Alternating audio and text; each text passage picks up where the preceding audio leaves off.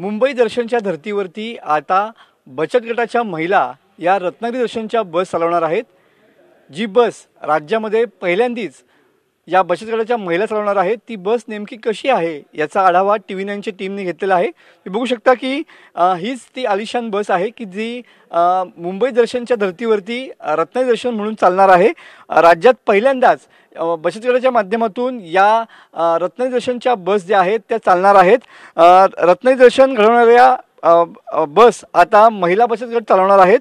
राज्यातला हा पहिला उपक्रम आहे। आकर्षक आणि देखण्या दिसणाऱ्या या 17 सीटर एकूण या बस आहेत।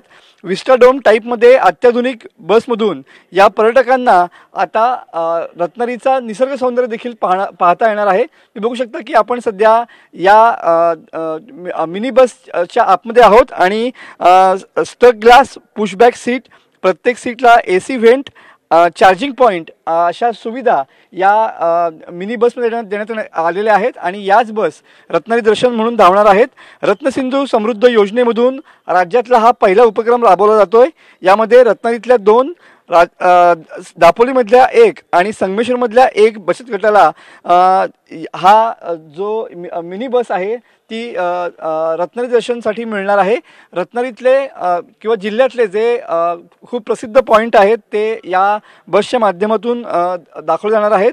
मुंबई दर्शनच्या तोडीची ही दर्शन बस या ठिकाणी असणार आहे। पूर्णपणे अत्याधुनिक आहे आणि विस्टाडोम टाईपमध्ये पूर्ण या ज्या ग्लास आहेत त्या पूर्ण या ओपन ठेवण्यात आलेल्या आहेत या ठिकाणी आणि त्यामुळं बाहेरचं कोकणातलं सौंदर्य देखील या बसमध्ये बसून कॅमेऱ्याच्या माध्यमातून टिपता येणार आहे।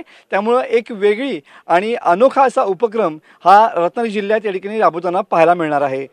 कॅमेरामन समित गजनेसह मी मनोज लेले, TV9 मराठी, रत्नागिरी।